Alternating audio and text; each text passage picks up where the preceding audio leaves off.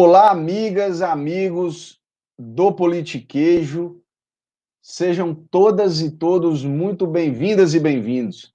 Começamos mais um programa semanal muito especial hoje, nesses tempos de pandemia.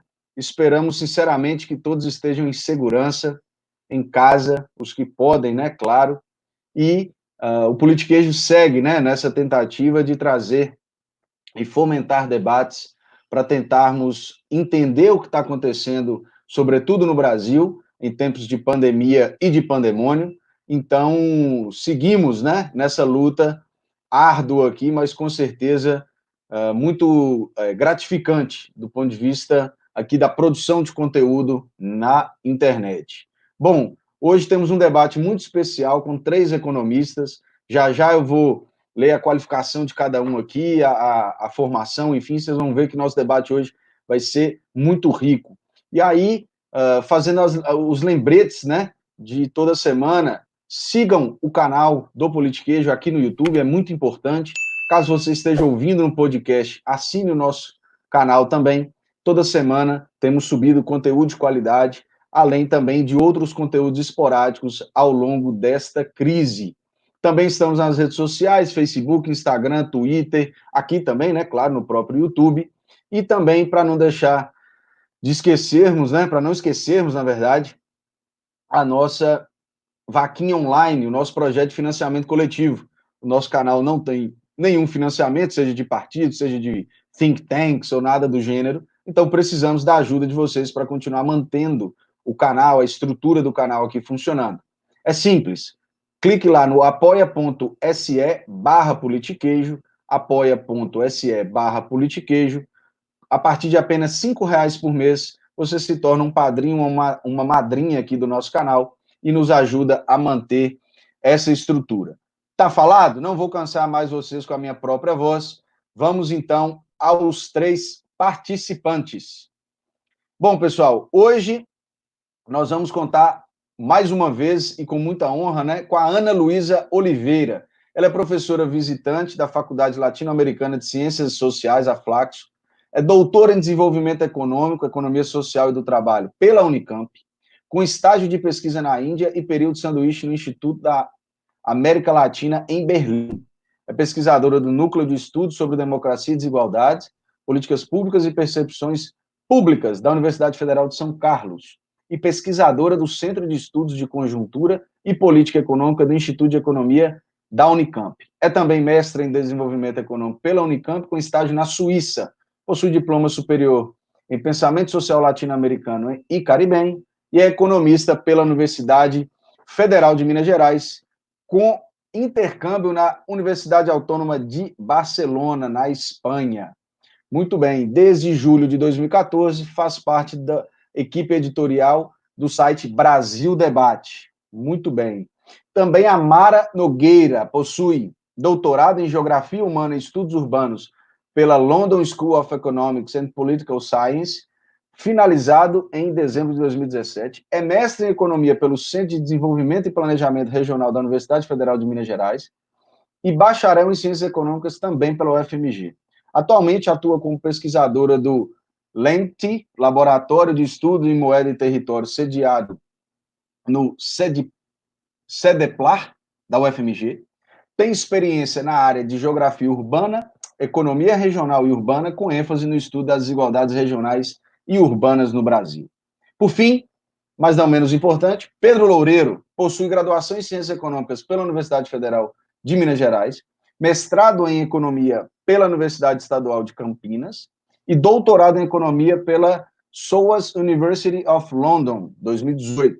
Atualmente é lecturer em Latin American Studies na University of Cambridge, vinculado ao Centro de Estudos Latino-Americanos, no Departamento de Políticas e Estudos Internacionais na Fitzwilliam College.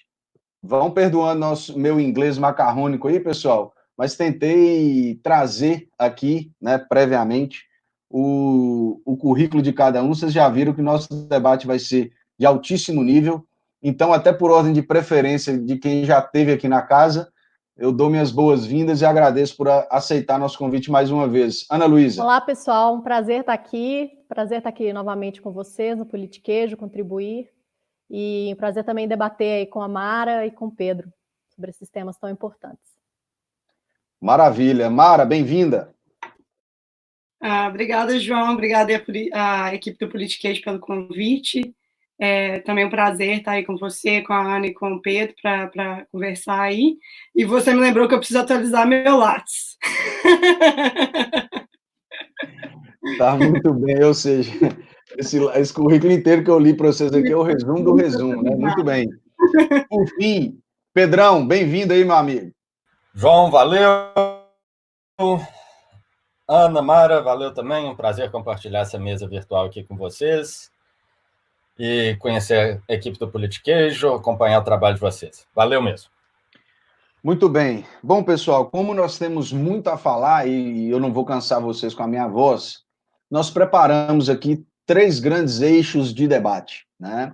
Para começar, primeiro, nós vamos refletir sobre esse papel, né, do Estado no socorro aos trabalhadores, como nossos convidados veem essa questão da renda básica emergencial, uma eventual renda básica universal. Na sequência, vamos falar das disparidades de gênero, né, durante a pandemia, e, enfim, em todo esse enfrentamento e também no contágio, e nós vamos falar muito sobre isso. E, por fim, uma perspectiva macro sobre os modelos econômicos, né, que estão postos em xeque e também estão postos em perspectiva. Bom, então vamos começar com uma pergunta que nós preparamos aqui. Já eu dou a ordem da rodada. Então vamos lá.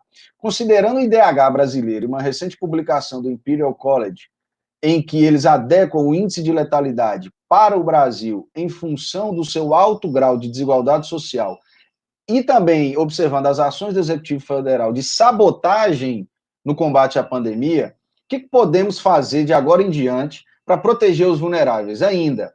Para além da renda básica emergencial e possivelmente uma renda básica universal, quais outras iniciativas ou políticas públicas podem e devem ser construídas nesse momento para emancipar o trabalhador? Vamos começar, então, pela Mara. João, obrigada pela pergunta. Eu queria começar dizendo assim, né, que eu acho que a renda básica emergencial ela é extremamente necessária nesse momento. Não é suficiente e deveria ter sido implementada com mais rapidez, né? A gente teria, acho que, salvado várias vidas aí e reduzido muito a questão da situação, né, das famílias vivendo aí em precariedade no Brasil, se essas políticas tivessem com mais, né? Foi preciso aí o Congresso intervir, né? Inicialmente o governo queria criar aí uma ajuda de R$200, né, no início, e acabou que precisou do Congresso, né, intervir e criar uma lei para poder aumentar esse auxílio e aumentar a cobertura desse auxílio também. E dizer também que, assim, eu sei que a questão é um pouco, assim, para além da renda básica universal, mas eu queria dizer um pouco do quanto que a minha visão sobre a renda básica universal tem sido alterada nos últimos tempos pelo meu trabalho de pesquisa e pela questão da pandemia também, né? Eu acho que quando a gente fala da classe trabalhadora no Brasil, a gente tem que ter em mente que o trabalhador no Brasil hoje em dia, uma parcela significativa, se não a maioria da população, ela está na informalidade, né? Então, é uma parcela da população que não tem acesso à proteção trabalhista.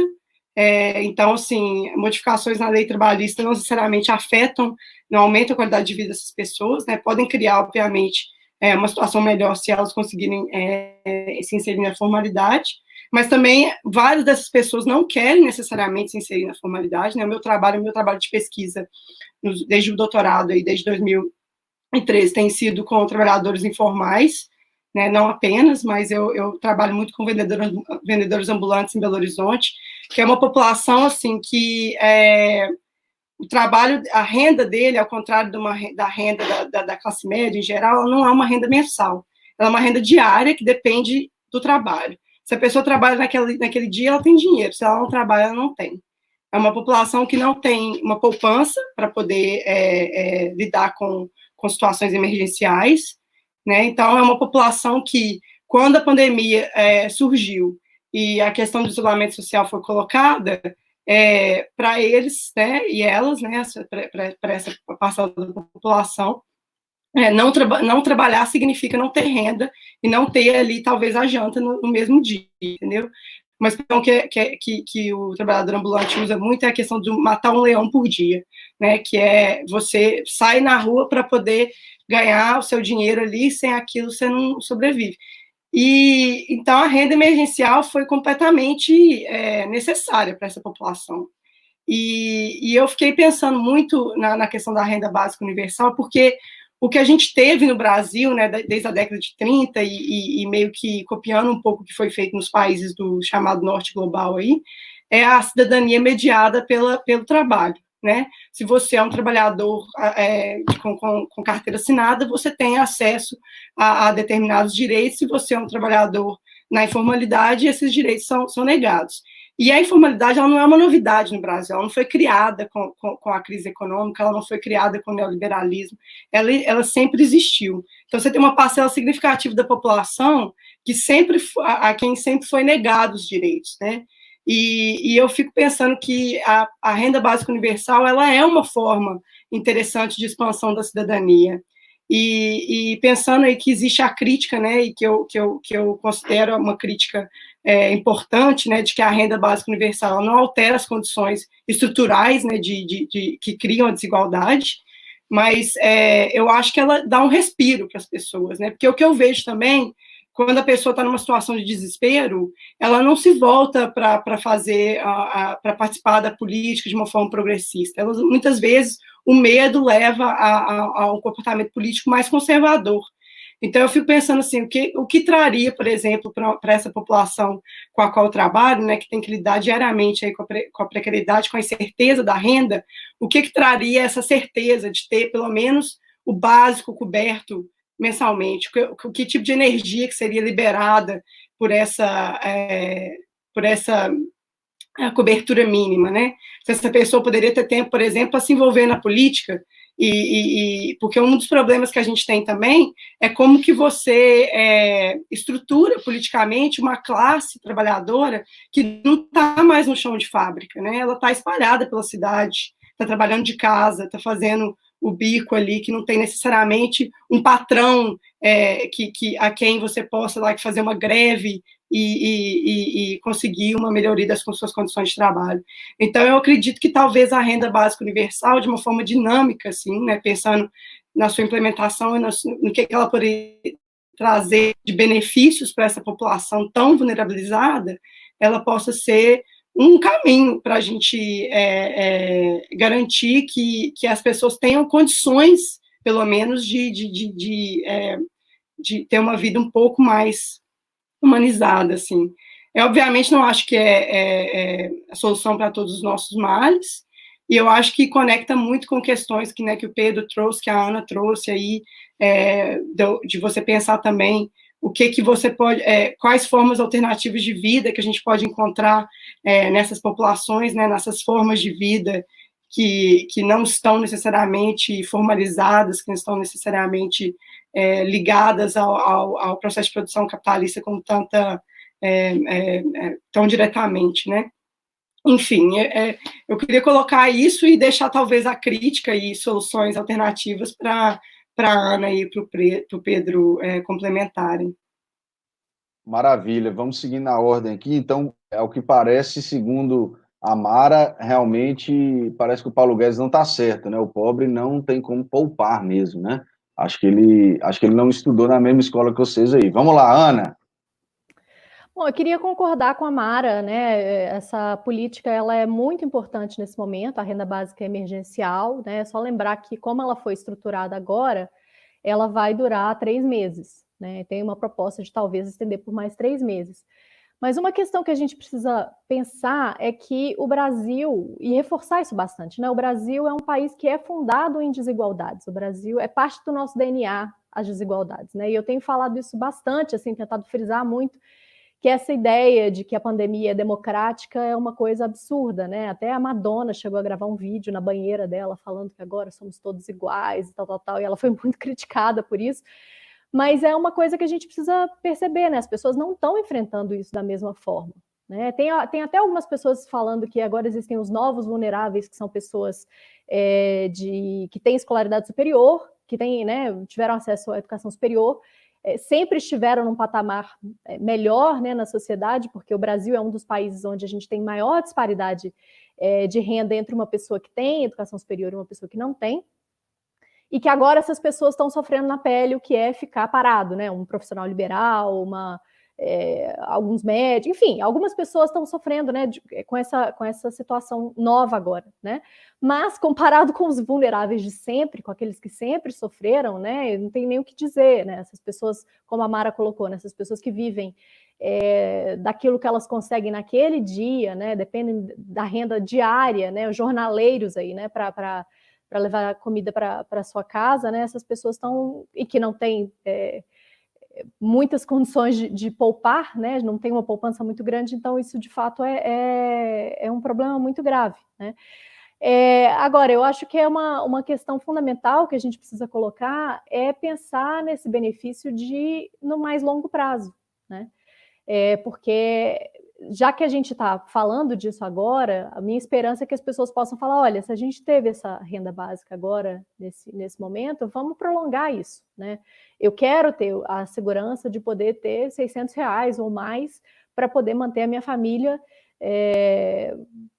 porque não tem emprego para todo mundo, né? E aí é uma questão que a gente precisa falar também, que é da estrutura do capitalismo, não tem emprego para todo mundo, né? E cada vez mais isso vai se exacerbando, porque a gente tem uma financiarização cada vez maior da economia, a gente tem as tecnologias também que vão poupando trabalho, né? Então a gente não tem emprego para todo mundo. Então a gente tem que pensar em novas formas de ampliar essa rede de proteção social, não só agora na pandemia, mas mais permanentemente, né? A OIT, a Organização Internacional do Trabalho, ela tem falado bastante sobre isso, sobre a necessidade de expandir as redes de proteção social nesse momento da pandemia, e pensar em tornar essas formas de expansão permanentes, né? Agora, isso aqui no Brasil coloca um cenário complicado, porque, como eu falei, né, está no nosso DNA a desigualdade, está na Constituição do Brasil, né? A gente foi um país que teve escravidão durante 388 anos, e quando a gente fez a abolição da escravidão, o processo parou aí, né, por assim dizer, a gente não teve nenhum tipo de compensação, de integração do negro na sociedade brasileira, então você cristalizou diferenças raciais aí muito fortes, né, que seguem até hoje, né, porque isso passa do pai para o filho, para o neto, enfim, e isso vai ficando na nossa sociedade. Então, também a forma como a gente fez a nossa transição da ditadura também, sem resolver diversos problemas que a própria ditadura tinha gerado em termos de desigualdade, em termos de repressão às demandas sociais. Então, eu creio que essa medida, né, da renda básica emergencial, ela é um bom pontapé, mas ela não pode depender, não pode ficar, né, só nesse período agora. Ela precisa ser expandida para que ela se torne também uma política de Estado, né? Como o Bolsa Família não é, mas assim, ele é tão permanente que ele praticamente né? Então, eu entendo que seria interessante para que isso não dependa, não fique ligado a uma imagem de um governo, enfim, apesar do que a Mara falou também, o que o governo queria propor era um benefício de R$200, né? E aí foi a oposição que pressionou aí para poder aumentar esse valor. Mas eu acho que é um bom pontapé inicial. Muito bem. Pedro, sua posição. Concordo também com o que tanto Ana quanto Mara disseram. Nós fizemos apontamentos muito bons, então vou complementar e trazer uma questão ou outra a mais aqui. A renda básica emergencial e, eventualmente, alguma coisa que, a partir dela, desdobre em algo mais permanente, embora seja difícil ter otimismo na condição atual do Brasil, a gente tem que pontuar a necessidade disso, né? Tem que ser abrangente, tem problemas com abrangência até hoje, na forma como isso foi implementado, E, assim como vários outros países da América Latina, a rede de proteção social, a série de benefícios, de auxílios que os governos dão, tanto monetários quanto em termos de acesso a serviços essenciais, como educação, saúde, moradia e afins, são redes de proteção social muito esburacadas, em que uma parcela grande da população não é contemplada por essas iniciativas. E superar essa questão é fundamental, ainda mais no momento da pandemia, mas é um problema de longo prazo, como a Ana indicou aí, e que se torna mais importante agora, mas seguirá sendo particularmente importante. Então, tem a questão da abrangência, de transformar isso numa política de Estado, mas também uma questão de estabilidade desse rendimento. O Bolsa Família, por exemplo, tem uma variação na renda real que ele representa grande durante os governos do PT, depois dos governos do PT. O reajuste pela inflação do Bolsa Família variou ao longo do tempo. Então, em termos reais, esse benefício mudou muito, e seria importante que fosse uma coisa muito mais estável, muito mais previsível para as famílias poderem planejar com base nesses recursos e, frente a isso, organizarem sua vida. Uma outra questão que Ô Pedro, entra nisso... Só te interrompendo aqui, só esclarece para o pessoal o que significa esse reajuste com a inflação, poder de compra, enfim, só para não passar. Claro. A questão é o seguinte, imagina que você recebe, num certo mês ou ano, R$100 de renda. E aí você vai lá comprar pão, pagar o ônibus, o pão custa uma certa quantia, o ônibus você paga, sei lá, R$3 numa passagem. Então, aí ano que vem, você continua recebendo esses R$100, mas o ônibus, em vez de custar 3, passa a custar 5. Então, o que você consegue fazer com esse dinheiro é muito diferente. Então, os mesmos R$100 num certo ano, às vezes vão representar menos capacidade de consumir as coisas que você geralmente consome, transporte, moradia, alimentação e afins. Então, para que você tenha o mesmo acesso a consumo com uma renda, o valor dessa renda tem que ir mudando na medida em que os preços mudam. E os benefícios de diversas coisas, mas Bolsa Família sendo um deles, não seguiram sempre a inflação. Às vezes, o benefício cresceu acima da inflação, então, de um ano para o outro, ele passou a representar mais. Você podia consumir mais com o mesmo Bolsa Família. Mas muitas vezes foi o contrário. Então, passou um ano, o benefício não foi reajustado, então você continuava recebendo ali o mesmo dinheiro, mas o dinheiro valia menos. Então, esse tipo de estabilidade que tem que ser garantido numa rede de proteção social também. Então, se essa renda básica emergencial foi de R$600 agora, ano que vem, dependendo da inflação, ela teria que ser mais. Teria que ser 650, alguma coisa do tipo, a depender. Mas, bom, prosseguindo, então, tem essa forma de proteção social, como a Mara levantou, que é muito ligada ao trabalho formal, como é o caso também em outros países, como a Argentina e afins, em que o seu acesso a seguro-desemprego, o seu acesso a proteção trabalhista e afins está associado a uma inserção formalizada do trabalho. E esse é um modelo que, em geral, se considera um modelo alemão ou bismarckiano, mas que, no Brasil, na periferia do capitalismo, tem essa diferença grande, que é uma tentativa de inserir trabalhadores e trabalhadoras através da formalidade na proteção social, mas num ambiente com enorme informalidade do trabalho, que gera todo esse esburacamento, toda essa falta de abrangência da política social. Mas tem uma outra questão também, que isso foi complementado de maneira informal, de maneira interna aos domicílios, pela provisão de serviços, pela provisão de bens essenciais dentro da família, em geral, por mulheres. Então, uma das maneiras em que, na prática, a população lidou com essa falta de auxílio do Estado foi internalizando essas demandas para dentro do domicílio e jogando um peso maior sobre as mulheres, nisso que, em geral, a literatura chama de reprodução social. E, eventualmente, a gente discute isso mais na crise, em perspectivas, mas uma coisa que a pandemia tem colocado, ela tem ressaltado o ônus desigual que cai sobre os homens e que cai sobre as mulheres em prover comida, em lidar com a educação dos filhos, em manter a casa em ordem e afins. Se isso é um momento de ressaltar essas desigualdades, de ampliá-las, potencialmente é também um momento de questioná-las, na medida em que as pessoas lidam com isso, veem isso diariamente com mais força, na medida em que se torna algo diário, intenso, pode ser também um momento de, a partir disso, levantar uma luta para reformular esse pacto social, esse pacto interno aos domicílios que a gente tem. É um momento de crise, é um momento de muita dor, luto e afins, mas pode ser o início de um momento de outras lutas também. Muito bem. Vocês viram aí que o debate é absolutamente complementar, né? A Mara levantou a bola, né? Luísa complementou e o Pedro veio aí falar do Bolsa Família, enfim. Nós estamos muito satisfeitos de tê-los aqui conosco no Politiquejo.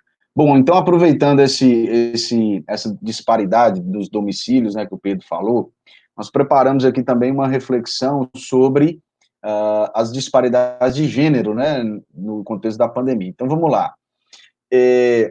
A gente sabe que há uma série, né, já de estudos demonstrando as desigualdades tanto no combate, tanto nessa economia interna dos domicílios, quanto também nos países liderados por mulheres, né? Os países liderados por mulheres têm tido um sucesso maior no combate à pandemia.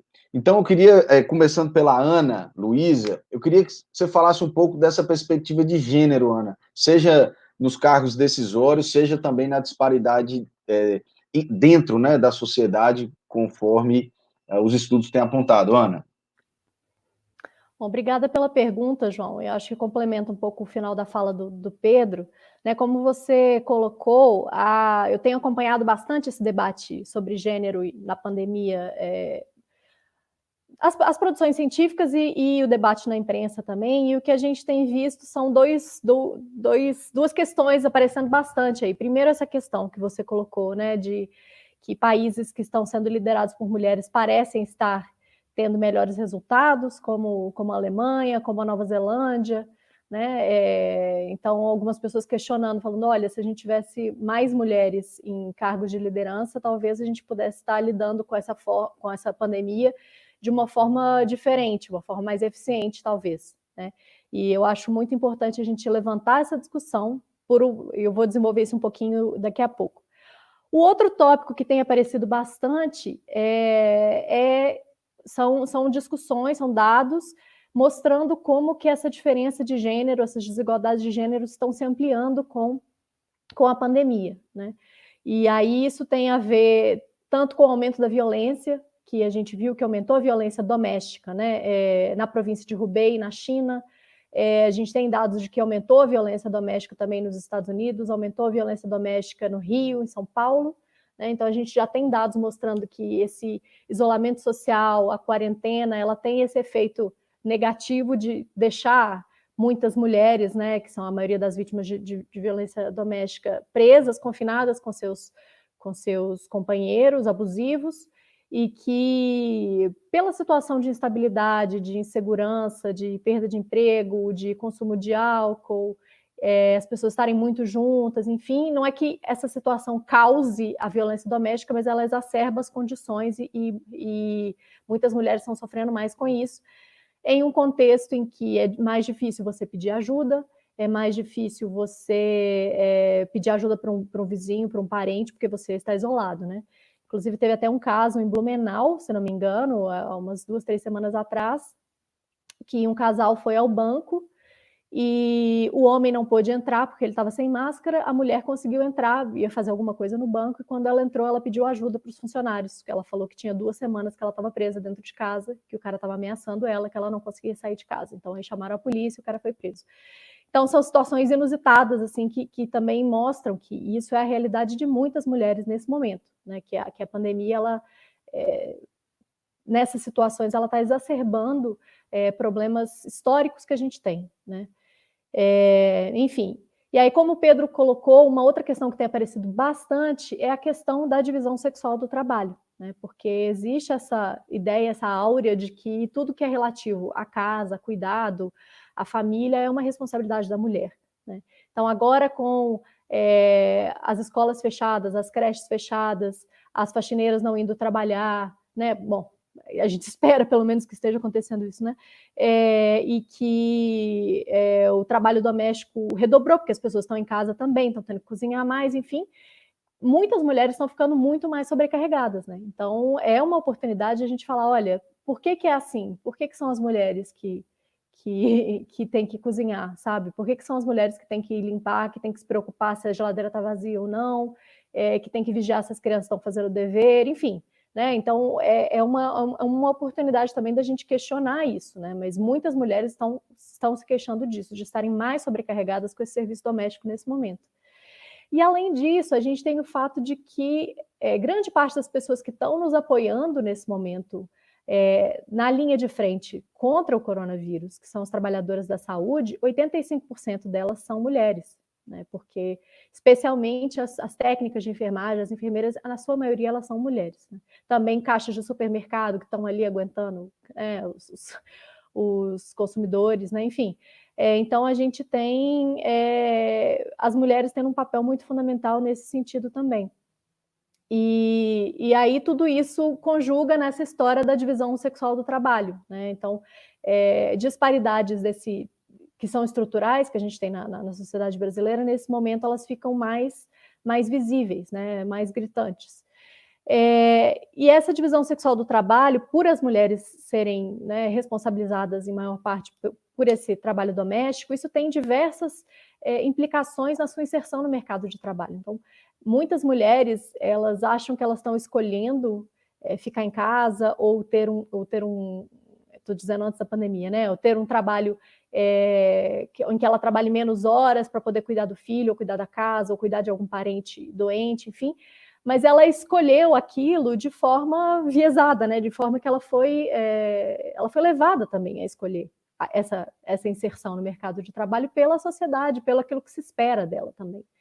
E aí isso leva a que a gente tenha muito poucas mulheres em cargos altos, em cargos de chefia e, inclusive, como chefes de Estado. Né?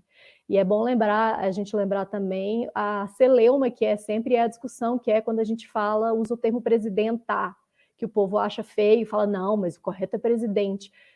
Gente, vamos usar a presidenta para valorizar as mulheres que chegam nesse cargo, né? Porque a gente tem o cargo com essa terminação porque sempre foram homens, né?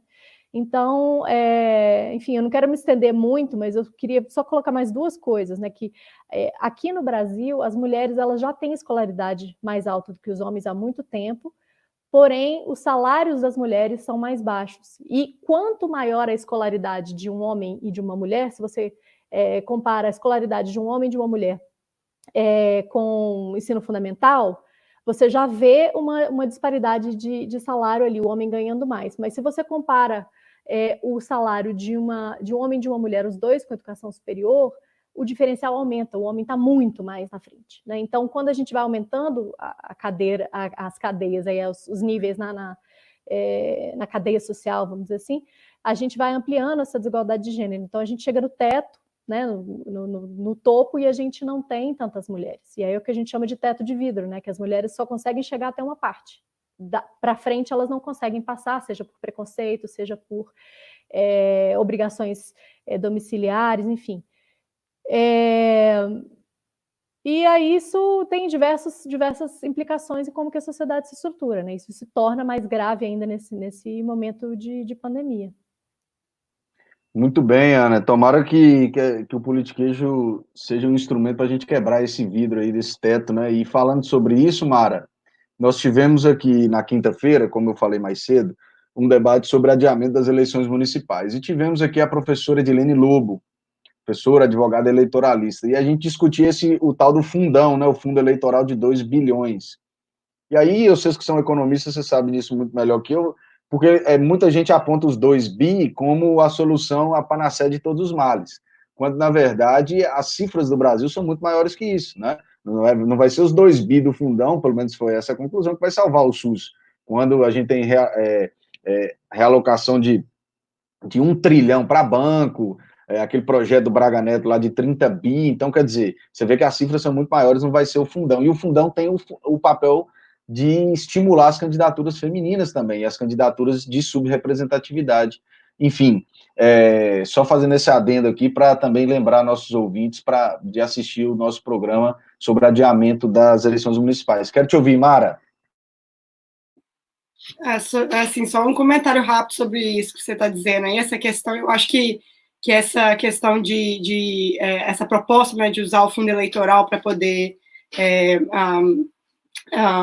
socorrer, né, o país agora, né, em função da pandemia, eu acho que também tem uma relação muito grande com a negação da política, né, a negação do Estado, como essa visão, né, de que a gente está aí usando esse dinheiro para poder financiar política, para financiar corruptos e etc., e negando a política, né, como uma parte fundamental da estrutura da nossa sociedade, né, que eu acho que não passa por aí. Eu acho que a gente, né, a discussão que a gente está tendo aqui mostrando também essa interface entre a política e a economia, né, que a gente não dá para desassociar uma coisa da outra, né, que é o que o Pedro estava falando, né, a questão da renda básica universal. A gente gostaria que fosse uma política que fosse implementada, que fosse uma política que tivesse uma continuidade, mas é difícil ter otimismo agora pensando nas pessoas que estão comandando o Estado brasileiro, né, então a discussão da economia ela não pode se desassociar também da discussão da política, né, que é a disputa, né, que ocorre na sociedade aí para ver quais agendas são implementadas e quais não são, né, e conectando um pouco talvez com a questão do gênero, eu acho que o importante aspecto aí, não dá para generalizar, né, e vamos dizer assim, os países que têm mulheres como líderes estão lidando melhor, né, a gente sabe aí, como economistas, que tem um viés, né, porque as sociedades que têm mulheres como líderes já têm, provavelmente, uma característica um pouco distinta, né, e isso gera um pouco um viés na análise, digamos assim, mas eu acho que meio que usando um termo teórico aí que o Pedro trouxe, né, a gente, a sociedade como um todo, a gente tem uma situação que é a desvalorização do trabalho reprodutivo, né, que é o trabalho que recai sobre a mulher, normalmente, e no nosso país, principalmente sobre a mulher negra, né, é importante trazer isso também, né, que a gente, quando vai falar de gênero, a gente tem que pensar que essas desigualdades, elas se aglomeram ali, né? Então, você tem a questão de classe, a questão de gênero e a questão de raça, e você vai ter ali na ponta da exploração, normalmente, a mulher negra de classe baixa, né? Que é a figura da doméstica no nosso país aí, né? A maioria. E eu acredito o seguinte, que a nossa sociedade ela é muito caracterizada pela desvalorização desse trabalho reprodutivo, e por isso recai sobre a mulher e sobre a mulher negra, que é vista como menos, né, na nossa sociedade. E eu acredito que a questão de trazer mulheres para posições de decisão, né, aí como líderes de Estado, como deputadas, como senadoras, como empreendedoras, se quiserem também, é importante porque não só porque é uma mulher, mas é porque normalmente ela vai trazer, em geral, uma preocupação com essa esfera, né, da reprodução, que o homem, porque historicamente está um pouco mais associado com a questão, com a esfera produtiva, vai ter menos preocupação. Então, eu achei interessante, por exemplo, eu acho que foi a a líder da Finlândia, não vou saber pronunciar o nome dela, que ela fez um pronunciamento na sua, num dos seus, né, discursos da Dinamarca, obrigada.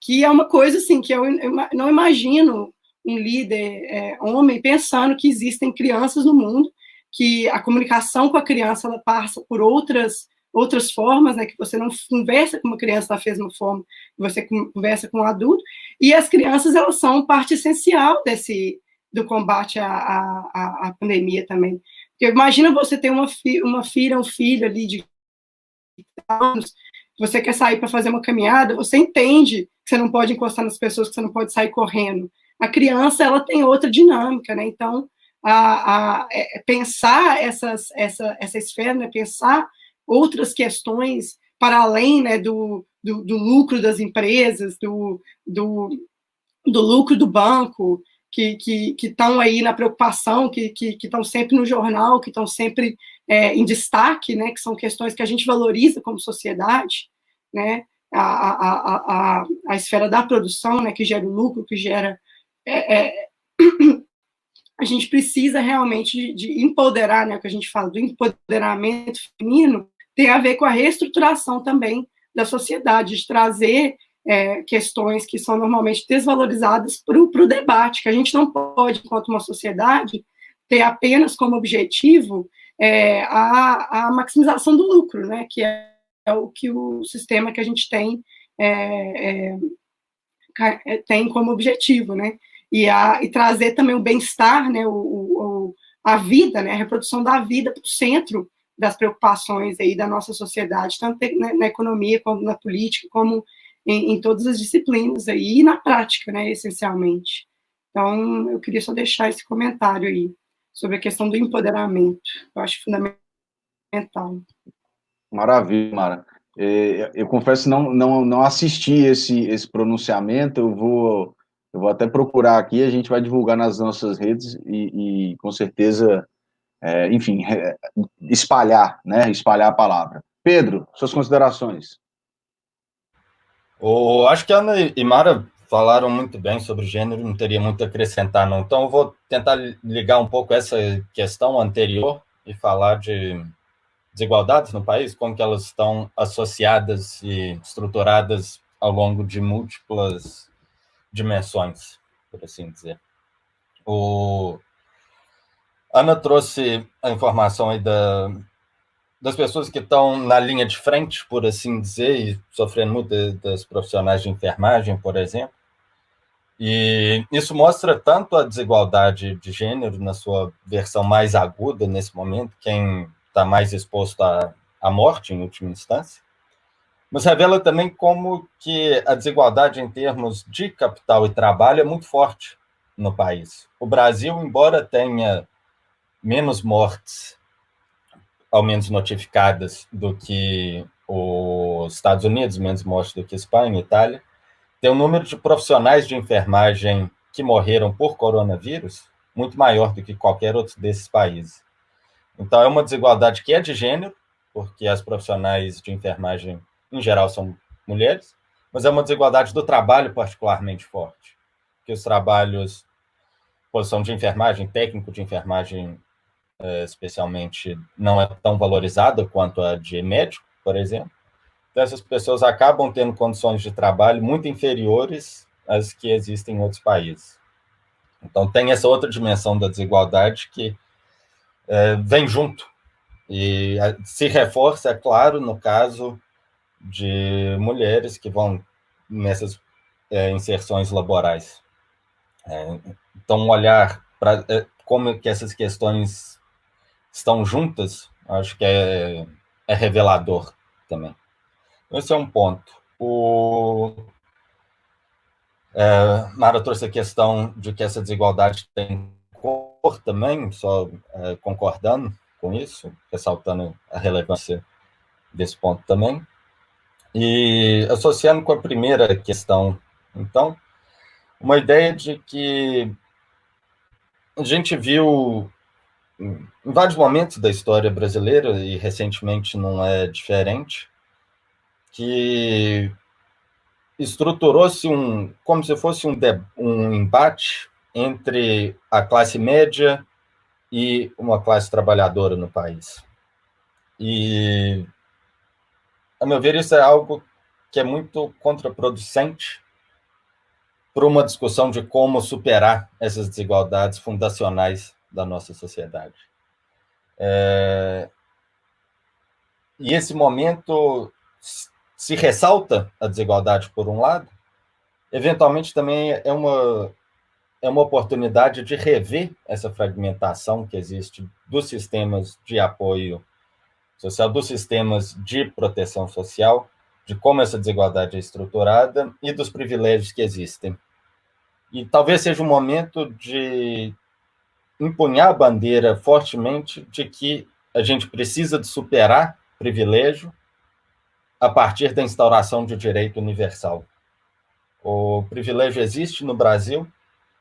Se você olhar dados internacionais, quem tem uma posição profissional, como, por exemplo, um engenheiro, uma médica, algo assim, tem uma renda relativa muito maior do que a média, tem acesso a trabalho doméstico com mais facilidade do que em outros países e afins, então existe um privilégio classe média. E eliminar esse privilégio numa plataforma política que tenha ampla aceitação, provavelmente vai envolver garantir direitos, e direitos universais, e não um sistema de saúde bifurcado, que sim atende boa parte da população com o SUS. Comparado a outros países da região, o SUS é uma conquista fantástica do Brasil, mas ele tem esse conflito, essa divisão de recursos com o sistema privado, um sistema que fosse universal de fato, que atendesse a todos com as mesmas condições, e que a partir disso trouxesse uma defesa ampla do sistema. Às vezes é uma maneira de buscar uma alternativa frente a isso. O SUS foi inspirado parcialmente no sistema de saúde britânico, no Sistema Nacional de Saúde aqui do Reino Unido, e que, em diferença do Brasil, é muito mais universal de fato. E isso leva, por exemplo, a uma observação recorrente aqui, de que o mais próximo de uma religião nacional que se tem no Reino Unido é o Sistema Universal de Saúde. Todo mundo defende ele. Embora alguns políticos, é claro, vão tentar privatizar ele pela porta de trás, financiarizar o sistema e afins. Mas ele existe, ele tem Só até ser infectado pelo coronavírus. Quando a realidade bate à porta, a coisa muda, né?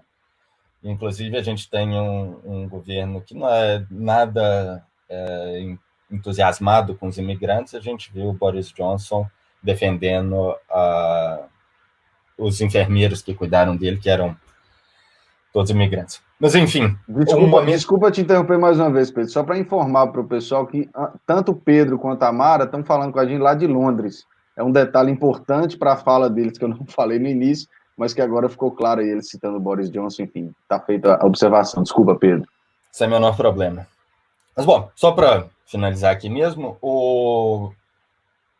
um caminho para frente, progressista, saindo desse momento terrível, eventualmente vai envolver uma discussão séria sobre privilégio e direito no país. E a forma de integrar, uma forma de ter uma frente ampla em defesa disso, a meu ver, passa por uma maneira de reconhecer, por um lado, que as desigualdades são multidimensionais, tem uma série de fatores que contribuem, e, frente a isso, a noção de que a gente precisa de direitos universais e que, ao mesmo tempo, contemplem as especificidades de cada pessoa, dependendo da sua classe, da sua cor, do seu gênero. Maravilha, gente. Que debate, hein? Eu acho que a gente pode...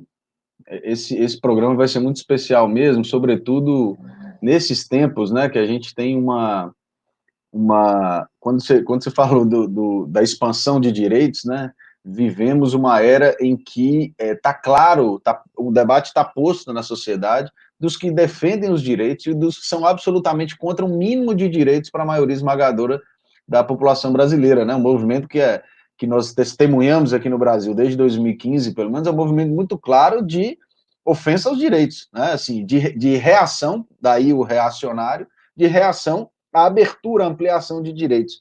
Falando nisso, é um caso que eu sempre vou citar, porque assim, eu tenho parentes próximos, né, que trabalham no SUS, que estão na linha de frente, que estão aí se arriscando, e eu vi uma postagem de uma pré-candidata vereadora em Belo Horizonte, do Partido Novo, questionando o SUS, se o SUS era o melhor modelo. E ela, é claro, né, mas não é o que eu gosto de brincar, ela não estava questionando o SUS para mais, ela estava questionando o SUS para menos, comparando com a Suécia, né, países absolutamente parecidos com o Brasil, a Holanda, Singapura, né, realidades muito convergentes, inclusive, né, com o Vale do Mucuri, de onde eu falo aqui, é algo muito parecido, né? Amsterdã é a cara de Belo Horizonte, é tudo, assim, é bem convergente mesmo. E ela tomou tanta lenhada, tanta crítica, que ela tirou o post do ar. Então, eu queria voltar para você, Pedro, começar essa rodada com você aí.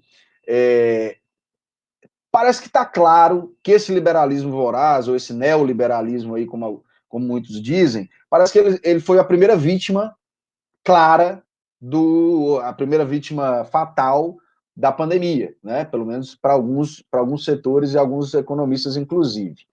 Então, eu queria que você fizesse uma reflexão para a gente nesse terceiro e último bloco, esse último eixo nosso aqui.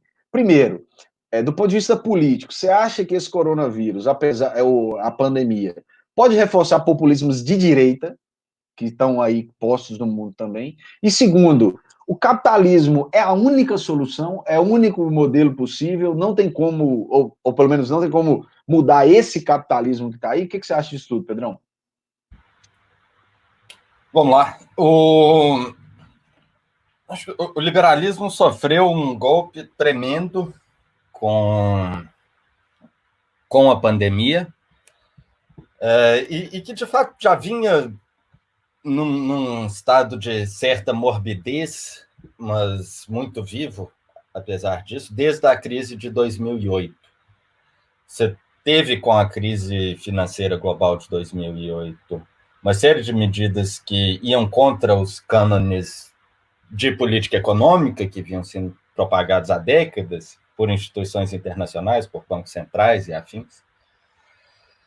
Mas isso envolveu, por exemplo, a política de salvar banco, uma intervenção do Estado nos mercados de ações pelo mundo e afins.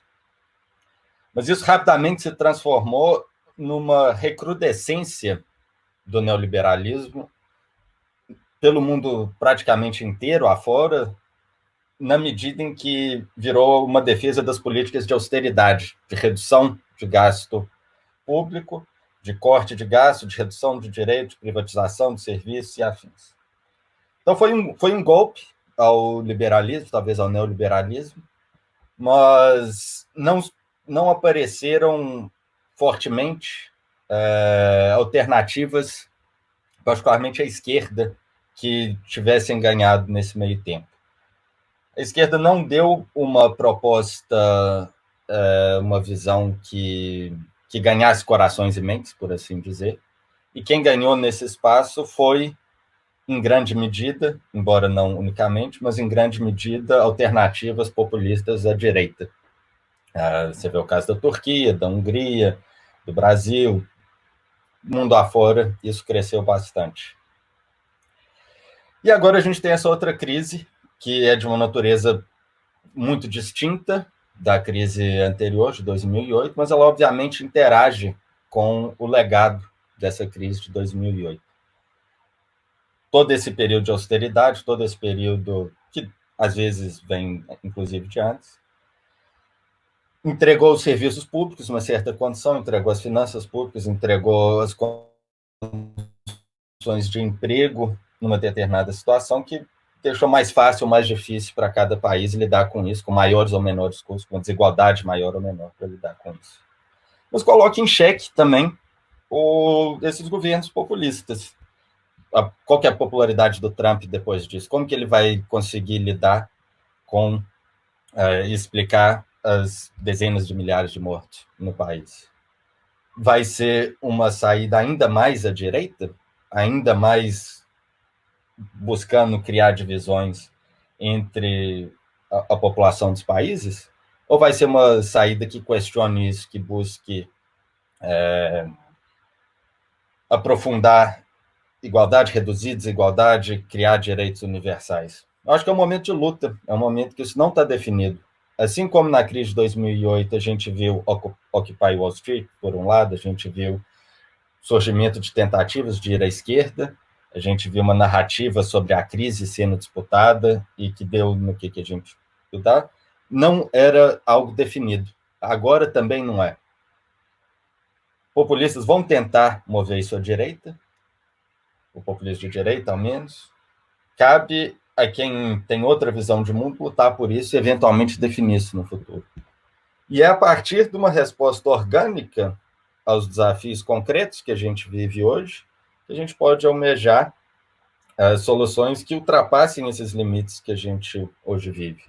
Não acho que seja uma política que alguém de um apartamento qualquer vai pensar e trazer para a sociedade para ser implementada. Essa é uma luta que tem que vir de baixo.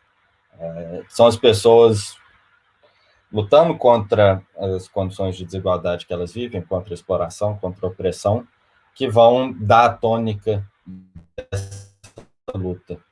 Acho que, sobretudo, é um momento de forjar visões, de forjar alianças, de buscar superar essas questões, essas desigualdades que a gente vive, sabendo que a resposta está inteiramente aberta. Pode ser o sofrimento e a superação disso tem dimensões que a gente ainda desconhece. Maravilha, palavras que inspiram a profecia que a gente vai fazer cumprir, Pedrão. Vamos lá, Ana.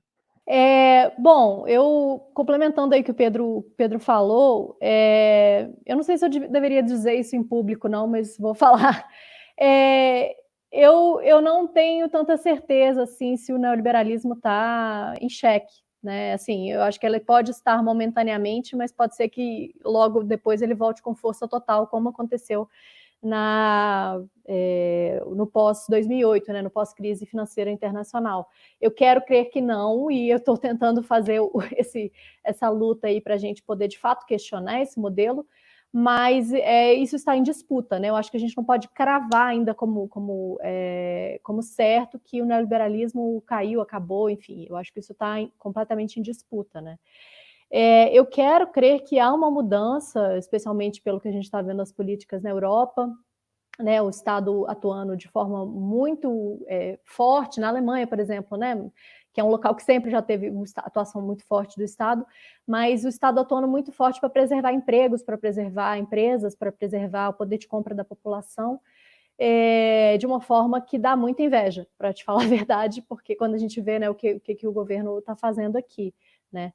Mas eu entendo que nesse momento a gente tem um consenso aparente e limitado entre economistas de vertentes diferentes, né? Então, nesse momento agora parece que todo mundo, a não ser praticamente os terraplanistas, né, que estão no governo, inclusive, todo mundo está defendendo mais gastos, né? Todo mundo está defendendo que o governo abra as torneiras e gaste, porque o tombo vai ser horroroso, né? E o que me dá mais aflição é que cada previsão que a gente vê sobre a economia brasileira, por exemplo, cada uma é pior, né? Umas 2 semanas atrás, o FMI soltou uma previsão de que esse ano a gente ia cair 5,3%, né? O nosso PIB. Aí, alguns dias depois, a UFRJ soltou um estudo mostrando que poderia chegar a 11%.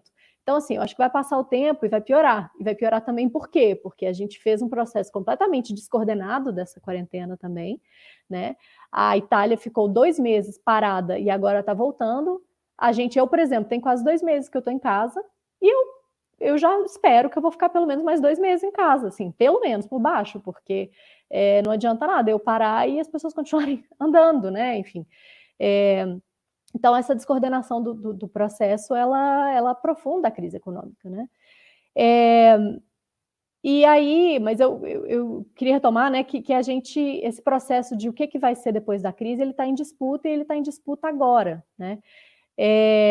Eu acho que há elementos para a gente ter uma ampliação da direita, tem alguns elementos colocados que mostram, que criam esse cenário para uma ampliação da direita, que são, por exemplo, esse cenário do fechamento das fronteiras, né, que é uma pauta muito forte de movimentos europeus, né, de extrema-direita, que contra os imigrantes, enfim.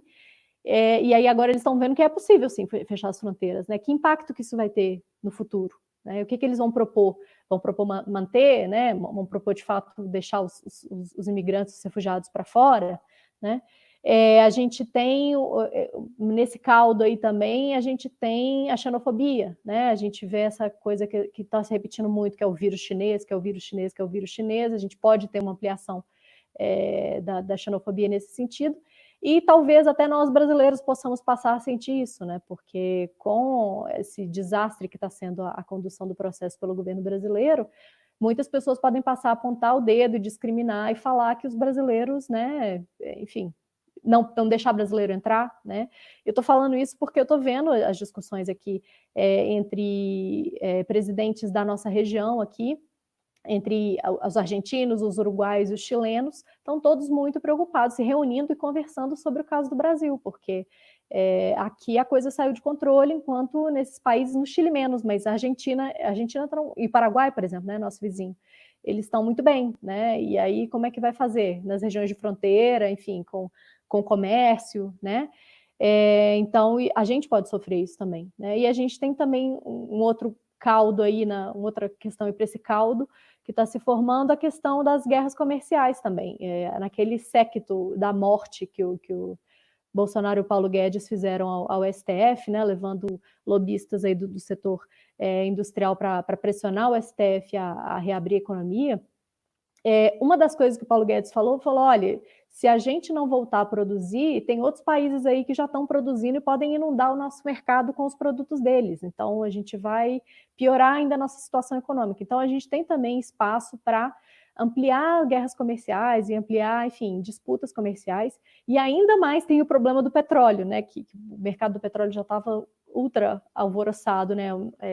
Antes da crise, e agora durante a corona crise a gente está tendo também disputas fortes aí, geopolíticas, sobre a questão do petróleo. E além disso, a gente tem teorias conspiratórias proliferando, fake news, uma situação de questionamento à ciência, né? Então tem todo esse pano de fundo aí por trás. E uma ampliação da vigilância também e da repressão, né? Então, assim, tem várias coisas que são complicadas, assim, que a gente precisa observar, que podem ampliar, de fato, a direita, né, no mundo. Agora, se é com mais ou menos neoliberalismo, aí não dá muito para a gente saber, né? Eu acho que isso está em disputa. Por exemplo, o nosso governo de direita aqui, ele é ultra neoliberal, né? Pelo menos se coloca como ultra neoliberal. Mas outros governos de direita e mundo afora aí não são assim, né? Então, enfim, isso aí a gente não dá muito para saber. Mas, por outro lado, para tentar ficar mais positiva também, a gente pode também sair mais solidário, né, dessa crise, desse momento que a gente está passando, né? Como vocês colocaram aí a questão do NHS, né, do sistema inglês, né, dessa maior valorização no pós-crise do sistema inglês, dos sistemas públicos de saúde, né? Então pode ser que a gente saia desse momento com talvez mais consciência de que somos uma sociedade, de que alguma atuação minha pode não me beneficiar diretamente, mas vai beneficiar um velhinho que não pegou o coronavírus, uma pessoa do grupo de risco, ou enfim. Isso pode também ter esse efeito, né, de ampliar a solidariedade, a consciência de que nós somos, né, membros de sociedades, membros da raça humana, que estamos interligados, enfim. Agora, isso não está dado, né? A gente precisa fazer essa disputa agora. Muito bem, e é nessa disputa que o politiquejo se coloca, né? Como diria o meme que roda na internet, saudades de uma Latinoamérica integrada, né, minha filha? Enfim, saudades. Hoje nós somos patinho feio aqui da Sul-América. O Rubens Casara, que é juiz de direito no Rio, né, professor também, ele foi entrevistado aqui ele foi do último programa, né, ele foi entrevistado, e ele falava das fake news. E ele dizia, olha, as fake news, elas conseguem uma replicação maior onde há um terreno fértil, notadamente, um terreno de pessoas desinformadas e que usam da fake news apenas para reforçar as opiniões delas, ou seja, se as pessoas são xenófobas, racistas, misóginas, enfim, machistas, né, e se depara com uma fake news, consciente ou inconscientemente, se ela adere àquilo ali, porque é exatamente o que ela pensa, e aí vai reproduzindo e a fake news roda. Enfim, quero te ouvir, Mara. Assim, acho que o Pedro e a Ana fizeram considerações muito importantes aí, concordo com tudo que foi colocado, e eu fico um pouco um pouco entre o Pedro e a Ana. Eu também tenho um pouco, como a Ana, eu sou um pouco mais pessimista, eu acho, porque a crise que a gente está vivendo meio que demonstrou que o mundo, assim, primeiro, é uma pandemia que impacta um corpo convalescido, né? É um mundo reestruturado pelo neoliberalismo, pela globalização, com mercados de trabalho reestruturados por anos e anos aí de alterações do sistema produtivo capitalista. Então, é um corpo convalescido, né? E por isso, talvez, a pandemia tenha nos afetado tão fortemente. Também mostra também um mundo conectado, né? Um mundo globalizado, em que você tem fluxos aí de produtos e de pessoas acontecendo o tempo inteiro. E como a Ana colocou, isso pode levar a gente a entender, né, que a gente todos fazemos parte da mesma, né, da mesma sociedade, que somos todos um mundo conectado, mas também pode levar as pessoas querendo cortar essa conexão, né? Porque o que a gente viu também, o mundo que a gente vive hoje em dia é um mundo em que a gente tem um ornitorrinco aí, para usar uma expressão do Francisco de Oliveira, que é um liberalismo nacionalista, né? Que é o Brasil. Nós temos um presidente aí ultraliberal, mas ao mesmo tempo ultranacionalista, né? E por exemplo, também o caso do chefe dele, digamos assim, do Donald Trump, né? Que é um sujeito extremamente neoliberal, mas que, por exemplo, prega contra a questão da migração, pela nacionalização, né, pela nacionalização da produção, pela criação de empregos, e que talvez por isso tenha ganhado as eleições nos Estados Unidos, né, por dar, vamos dizer assim, uma resposta meio que super mambembe para questões que estão afetando diretamente a vida aí dos americanos, né, que é a perda de empregos gerada pela transferência da produção dos Estados Unidos para outros países, né? Uma transferência que foi feita exatamente para aumentar os lucros, né, das corporações, mas que acaba afetando ali o trabalhador, que ao invés de ver a sua situação ligada a uma questão dessa movimentação do capitalismo global, vê, às vezes, ali muito mais ligado à questão do imigrante que está potencialmente roubando seu emprego. Então, essas respostas fáceis, né?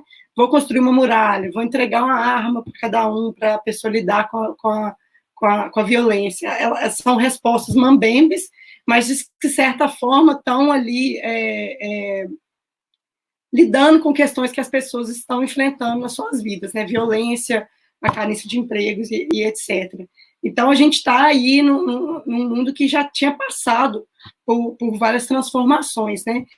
E, para pegar um ponto que o Pedro falou, que a gente vê, né, essa ascensão do populismo de direita é também, né, uma questão que a gente tem que entender como uma certa falha dos modelos alternativos, né, de uma disputa, né, da esquerda aí, que foi, de certa forma, incapaz de gerar uma resposta para além do retorno do chamado desenvolvimentismo, né, que a gente viu aí nos anos que precederam o golpe, precederam a ascensão aí desse populismo de direita.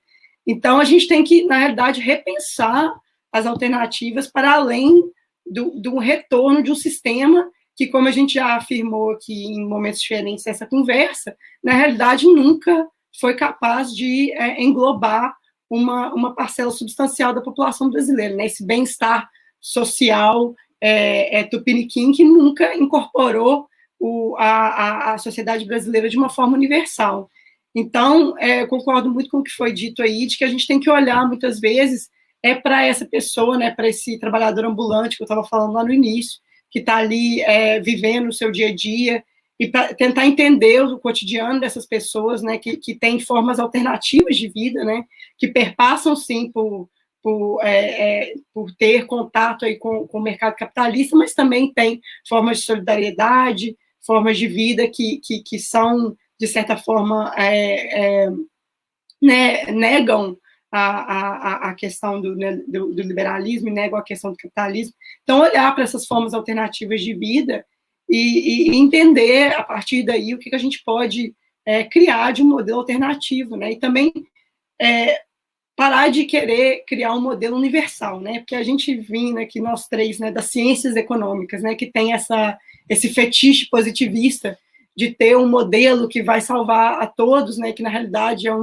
né, reduzível ali a variáveis matemáticas, que se você fizer tudo igual ao modelo está falando, você vai alcançar o máximo de bem-estar social possível, né? O que a gente tem que entender é que não existe um modelo que vai servir a todas as sociedades, e nós, como, né, sociedade da periferia do capitalismo, a gente tem que repensar mesmo e criar formas alternativas que tenham mais adesão e que falem com a realidade das pessoas que a gente realmente, os vulneráveis, né, que a gente quer que tenham aí ganhos de qualidade de vida. E é isso, assim. Obrigada. Não, imagina, Mara, fica à vontade. Quando eu vou até pedir desculpa para os ouvintes e para os espectadores assíduos do Politiquejo, tem uma anedota que ilustra bem isso aí que você está dizendo, né, de haver ou não uma receita global, uma fórmula global, né, e sem considerar as especificidades locais, né, desse mundo que é grande. Uma anedota que aí eu já não sei qual é a linha de realidade ou fantasia, mas que é uma anedota que ilustra bem, que é aquela velha história de que um presidente da Bolívia, tão logo foi eleito, foi convidado agora não sei se foi pelo FMI, enfim, por uma dessas entidades internacionais sediada nos Estados Unidos, para ir lá bater um papo, né? Aquele famoso bate-papo dos Estados Unidos. Então, a liderança sul-americana chegou, né, devidamente trajado lá, como que ele era descendente de povos indígenas bolivianos, chegou, sentou lá e tal, e aí uns 5 economistas daquela estirpe, né, com o terno bem caído, a gravata bem fechadinha, o cara bem sarado ali e tudo, e deu um monte de fórmula que, com certeza, aplicando aquelas fórmulas, a Bolívia ia superar todos os problemas que ela tinha. E aí, depois de 1 hora de explanação de todo mundo, o presidente agradeceu, falou, olha, muito obrigado pelas dicas, pelas fórmulas, e claro que entre essas dicas e essas fórmulas estavam lá, privatizar o sistema todo, aquela velha receita neoliberal. Aí o presidente falou assim, gente, olha só, vamos aproveitar que ali tem um mapa mundi, aponta para mim onde fica a Bolívia, por gentileza. E aí os meninos ficaram meio, oh, nossa, Bolívia, rapaz, aí olhou para a Ásia, olhou para... Então, enfim, não sabia onde ficava a Bolívia no mapa. Então ele falou, olha, obrigado pelas dicas, eu vou levar, mas deixa a gente cuidar aqui, eu entendi suas ideias e tal. Enfim, não tem uma receita global. E sobre isso, quando a Ana falou da xenofobia, né, e realmente que a gente está no mesmo, na mesma, nós somos da mesma espécie, né, que parece que não, mas é a espécie de animal que pensa. Eu lembro, eu gostei muito eu gostei muito de um meme, né, que está na internet, mas assim, a gente não está no mesmo barco, a gente está na mesma tempestade. Tem gente que está num cargueiro, num petroleiro gigante, e tem gente que está numa canoa, né? A tempestade é a mesma. O tsunami, aí ficando com as águas ainda, o tsunami já vai chegar para todo mundo. No Brasil, ele vai encontrar, infelizmente, uma casa já bem deteriorada, talvez um casebre. Em outros lugares, encontrou um edifício de 20 andares e tal. E aí a gente fica, para finalizar, vou passar para vocês fazerem suas considerações finais, com um exemplo, uma notícia que eu vi, que aí são notícias já para os anais da história, né? Que na fronteira do México, há coisa de 15 dias, o pessoal estava brigando para os americanos, não, os norte-americanos, não entrarem no México. Eles estavam fugindo da contaminação norte-americana e procurando um sistema de saúde um pouco mais acessível. E aí a xenofobia, como eles falam aqui no Brasil, essa bobagem, né? Foi uma xenofobia reversa. Falou assim, não, sai fora daqui, deixa a gente com o nosso México aqui, com o nosso sistema de saúde. Bom, para manter a ordem, o Pedro foi o primeiro a falar, né? Então já tem um tempo que ele não fala. Queria agradecer a todos, né, pela disponibilidade de tempo, vocês aí, né, na Europa, né, em Londres também, dando a contribuição.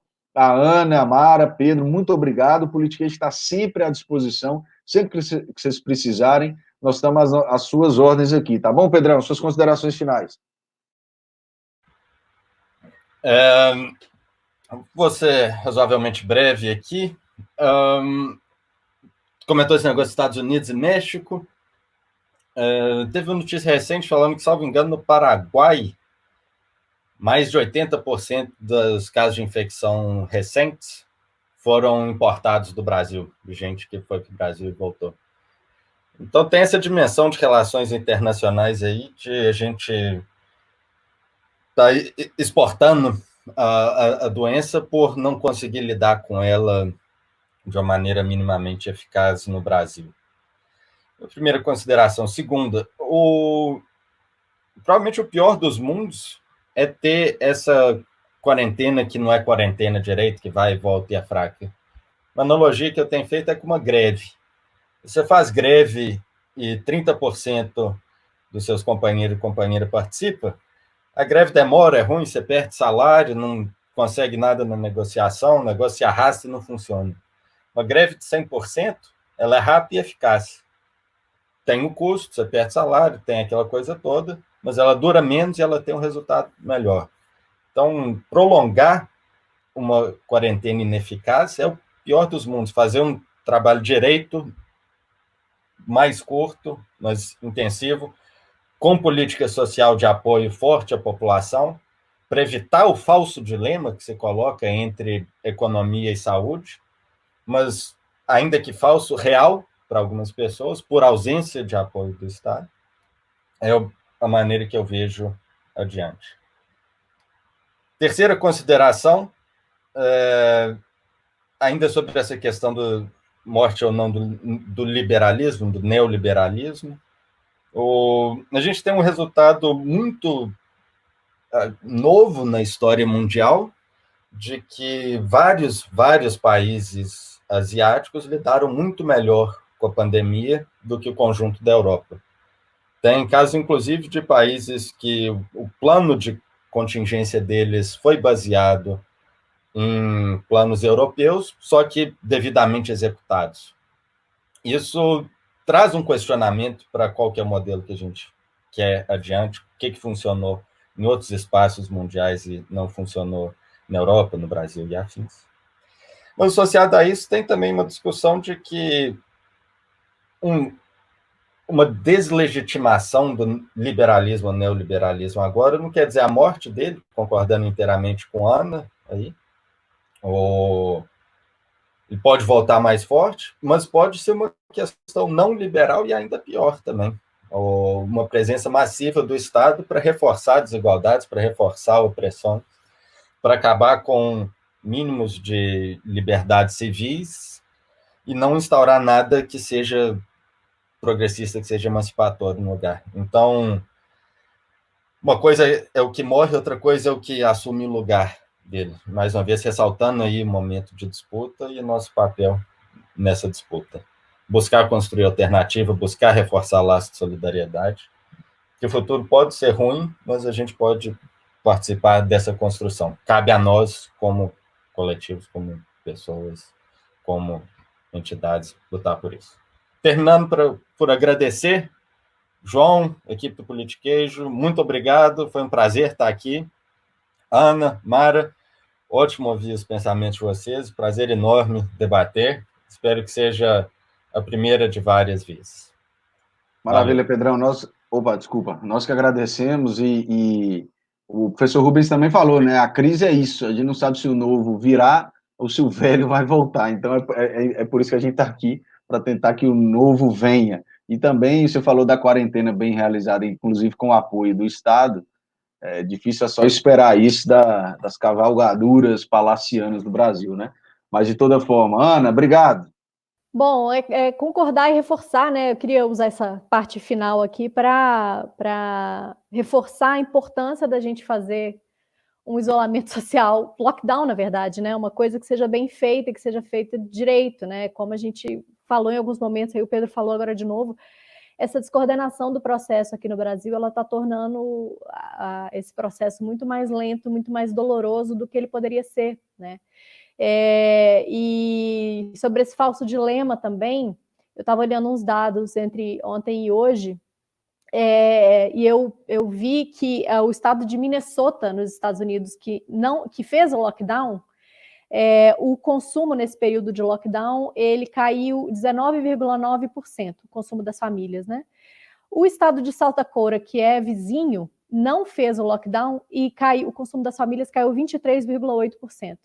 Ou seja, o que os dados estão mostrando é que as pessoas estão com medo de consumir, as pessoas estão com medo de perder o emprego, então elas estão reduzindo de fato o consumo delas, e que parece que fazendo lockdown, não fazendo lockdown, os estados estão tendo, os países estão tendo impactos econômicos muito, muito graves de qualquer forma, né? Porque a gente está tendo uma desestruturação do sistema econômico que é total, né? Que é global.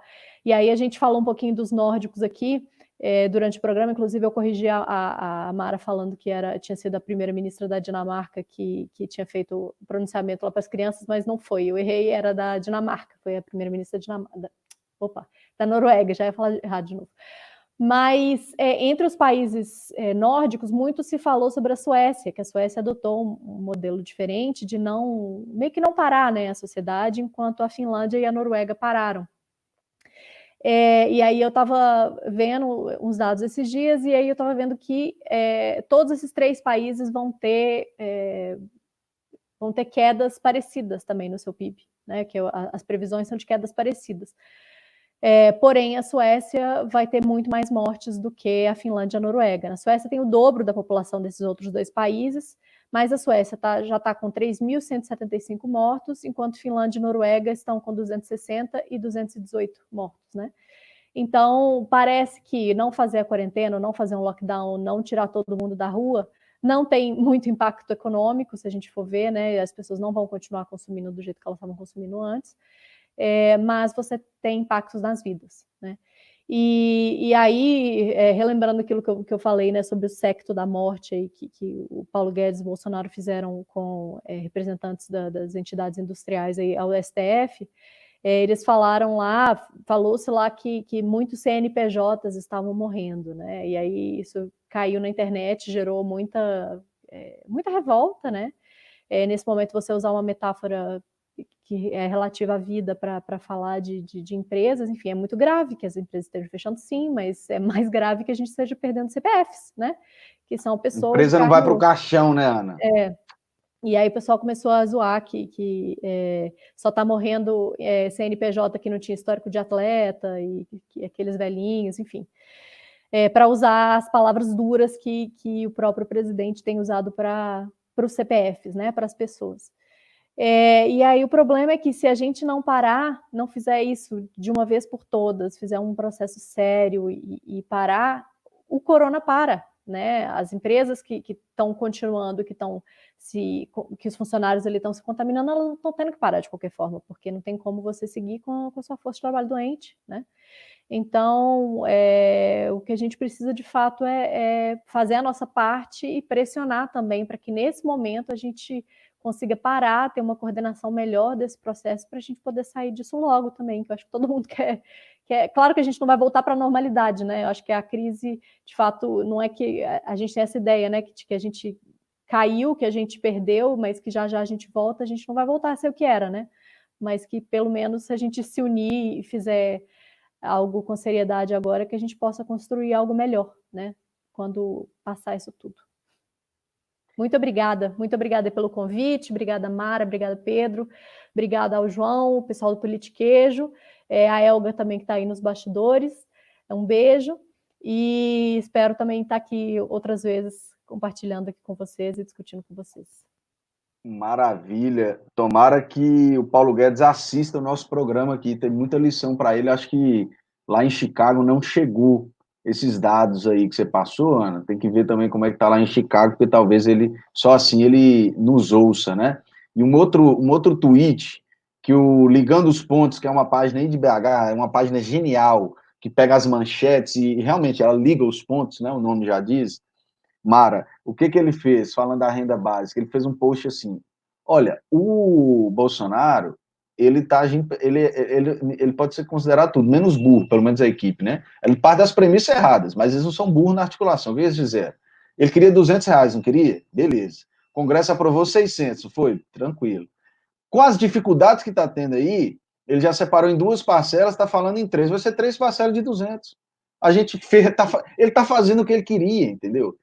Nós estamos diante de um sistema tão arguto e tão elaborado para ferrar com a vida do trabalhador que toda iniciativa ainda é pouca. E o politiquês está aqui para, enfim, reforçar essas posições e tentar conquistar corações e mentes. Por isso a gente agradece, Mara.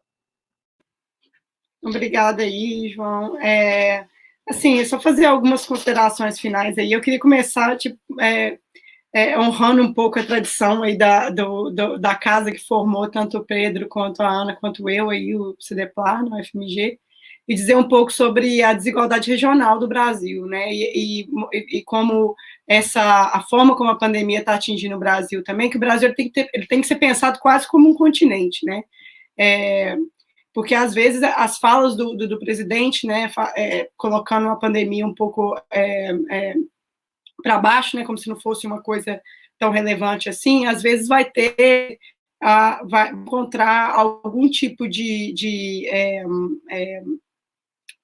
né, aceitação em lugares do Brasil onde a pandemia realmente ainda não chegou, mas vai chegar, né? E é o que a gente vê aí, igual a Ana ressaltou, o Pedro ressaltaram, que lugares onde a quarentena foi feita mais rápido e de forma mais eficaz, você reduz a quantidade de infectados e a quantidade de mortes, né? A Nova Zelândia é um caso, né, onde você teve pouquíssimas mortes aí, porque foi implementada uma quarentena rápida e bastante eficaz desde o início. Então, assim, para evitar que a doença chegue e se espalhe para o Brasil, né, que é um país de dimensões continentais, mesmo em lugares onde ainda não tem, você, fazendo uma quarentena eficaz, você exatamente evita que o vírus chegue ali, né? Então, não é para pensar assim, não temos casos, então a gente não precisa fazer quarentena. Não, exatamente porque não tem caso que precisa fazer para manter a situação do jeito que está, né? Então, ressaltar essa questão, inclusive porque vários desses lugares onde o vírus ainda não chegou assim, de forma mais efetiva, são lugares onde a estrutura do sistema de saúde, né, ela é, às vezes, muito menos efetiva também, né? Você não vai ter ali uma oferta de leitos, né, de internação intensiva e de médicos mesmo, né, para poder lidar com a pandemia quando ela de fato chegar. Então, fazer esse alerta aí de que a gente tem que pensar no Brasil, né, praticamente como um continente. E em questões assim, o que vai acontecer, o que vai vir da crise, né, eu acho que, igual a gente discutiu hoje, uma das coisas que a gente vê é que a pandemia realmente revela muitas das desigualdades que a gente tem no nosso país, né? A questão que eu trouxe aí da forma como o mercado de trabalho no Brasil é reestruturado, entre pessoas com acesso a direitos trabalhistas, pessoas sem nenhum acesso, e também as pessoas que estão perdendo os seus empregos aí, né?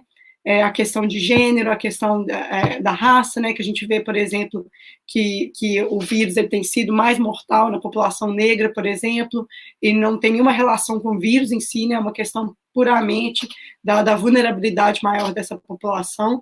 Então, assim, que a gente não, depois que passar a pandemia, né, igual a gente falou, a gente não vai voltar ao normal, né, a gente tem, por exemplo, estimativas aí de que nos próximos meses, né, a gente vai ter 1,5 bilhão da população no mundo aí, com vulnerabilidades em termos de geração de renda, né, desempregados ou com dificuldades, né, de manutenção da sua renda. Então, a gente tem que realmente repensar aí a forma de organização mesmo do nosso sistema para poder lidar com essas desigualdades de forma mais efetiva. E, como vocês estão dizendo aí, isso é uma questão que está em disputa, né? O que vai acontecer depois depende muito das vozes agora, né? Desse debate que precisa realmente ser feito. Então, eu queria agradecer muito o convite aí do Politiquejo, né?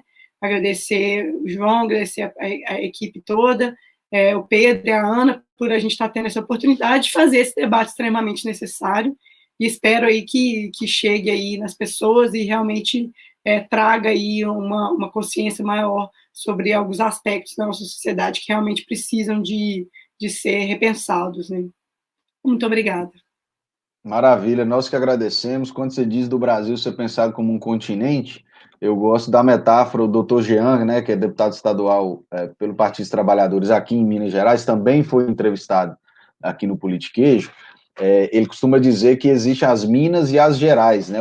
Assim como o Brasil tem que ser pensado como um continente, Minas Gerais tem que ser pensado como um país, né? Porque a realidade, eu falo do Vale do Mucuri, né, Teófilo Otoni, não tem nada a ver com o sul de Minas, com o Triângulo, com Zona da Mata, enfim, nem, óbvio, com a capital. Então, eu acho que também aqui falta muito, né, em Minas Gerais, atualmente, esse pensamento mais macro, né? Mas a gente deixa isso para outros debates que a gente trava aqui. Bom, eu posso resumir a satisfação que eu tive em ser esse ouvinte privilegiado. Vocês citaram a Elga, né? A Elga também participa da equipe, é nossa redatora, enfim. Eu descobri que existe no mundo artístico, existe um profissional chamado hold, que é o cara que faz, desplugou um fio, ele descobre qual é o cara que resolve tudo no palco. A Elga é nossa hold, ela resolve todos os problemas, e ela acabou de dizer aqui que vai ser um dos melhores programas, se não o melhor que a gente já fez, e eu também tenho que assinar embaixo aqui.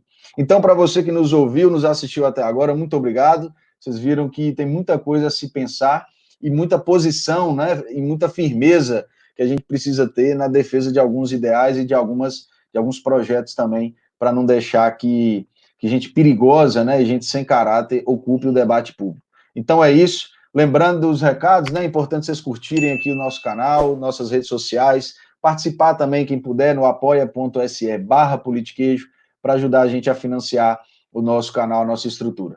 Então é isso. Qualquer hora a gente volta. Um abraço e até mais. Tchau, tchau.